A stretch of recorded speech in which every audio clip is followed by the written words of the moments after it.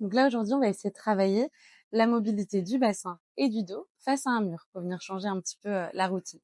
On viendra se placer donc face à un mur chez soi, les deux bras tendus. On va reculer suffisamment les deux pieds et essayer de venir tout doucement dans l'inspiration, ouvrir l'espace entre les bras et la poitrine pour venir allonger le dos au maximum. Puis ensuite, se redresser en essayant d'arrondir le bas du dos, milieu du dos, haut du dos, la tête en dernier. On refera ça donc une dizaine de fois. C'est parti. Donc, je viens pousser mes fesses vers l'arrière. J'essaye de tendre mes bras. Voir mon dos qui, lui, normalement, arrive en position donc, parallèle au sol. Et ensuite, je viens arrondir le bas du dos, milieu du dos, haut du dos. Pour ensuite redresser la tête et garder le dos droit.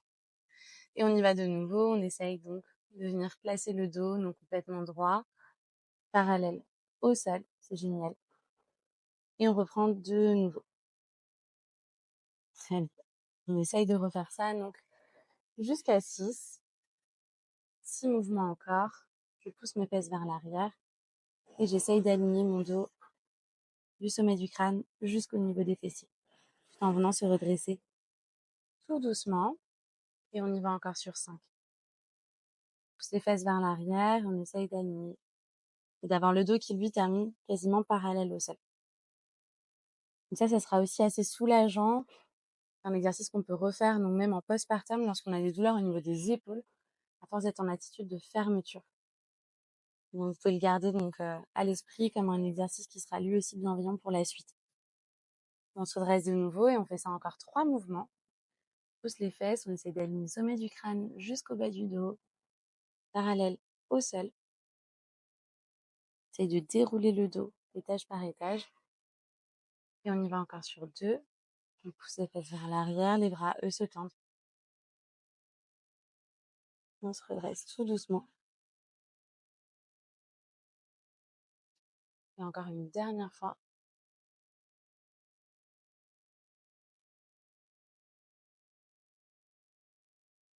Très bien. On va garder donc les deux mains où elles se trouvent. On va écarter les deux pieds un petit peu plus larges qu'ils ne l'étaient. Donc on les dépasse la largeur en fait du bassin. Et là, on vient de nouveau pousser les fesses vers l'arrière. On essaye d'aligner le dos. On va relâcher la tête entre les deux bras, mais essayer de peut-être aller chercher un tout petit peu plus bas avec la tête. Relâcher le menton entre les épaules au niveau du sternum.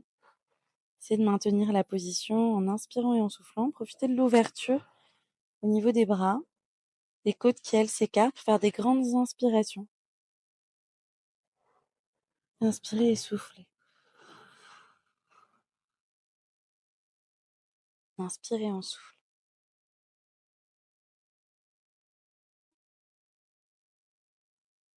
Encore une dernière respiration.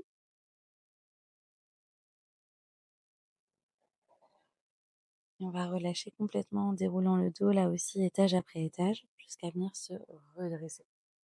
On peut attendre un petit peu si on sent que la tête tourne légèrement, parce qu'on avait beaucoup travaillé les changements de position. On va rapprocher les deux pieds et avancer très doucement. On va maintenant placer donc les deux mains donc largeur d'épaule et venir fléchir légèrement les coudes. Et à l'inverse, on va aller chercher de l'extension. On va garder les deux pieds donc largeur de bassin et on va essayer, tout en faisant bien attention, de venir tendre les bras pour venir amener une légère extension au niveau du bas du dos. Donc c'est pas grave si on termine pas les bras complètement tendus, mais on va chercher de l'extension. On va lâcher la tête vers l'arrière, éloigner le menton du sternum et revenir tout doucement, les deux coudes fléchis, le regard devant soi. Donc on profite d'avoir le mur pour se soutenir. Essayez de pousser sur vos deux mains, tendre vos coudes, essayez d'aller creuser le bas du dos, milieu du dos, haut du dos. Et là aussi, on fera surtout très attention au niveau de ce qu'on appelle la ligne blanche, donc c'est-à-dire la partie donc l'aponévrose, donc c'est un tissu conjonctif en fait, qui vient lui regrouper donc vos muscles grands droits et qui a tendance forcément la ligne blanche à s'écarter pendant la grossesse, laissant la place à votre ventre donc de grossir. Donc essayez de ne pas forcer, c'est-à-dire pousser sur vos bras, tendez vos bras, essayez d'aller chercher de l'extension et si vous sentez le moindre tiraillement au milieu entre vos grands droits, arrêtez-vous avant cette sensation et revenez tout doucement. Mais c'est important d'aller chercher de l'extension aussi enceinte. D'aller chercher toutes les mobilités. On y va de nouveau, on vient tendre les bras, les coudes se tendent, les mains restent devant soi au niveau des épaules et on va chercher de l'extension, la tête relâchée vers l'arrière.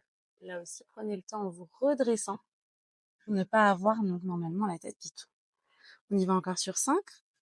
On tend les coudes, on éloigne les épaules des oreilles. Le dos qui se creuse dans sa partie basse, moyenne, haute, la tête vers l'arrière. On revient tout doucement. Et on y va encore sur 4. Les coudes finissent fléchis, donc à la fin, lorsque vous êtes redressé.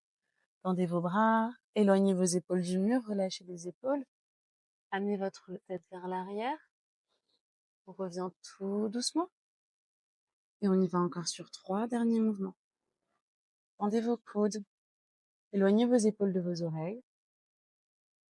On relâche la tête. On revient tout doucement. Et encore 2 mouvements. Prenez votre temps, allez-y à votre rythme.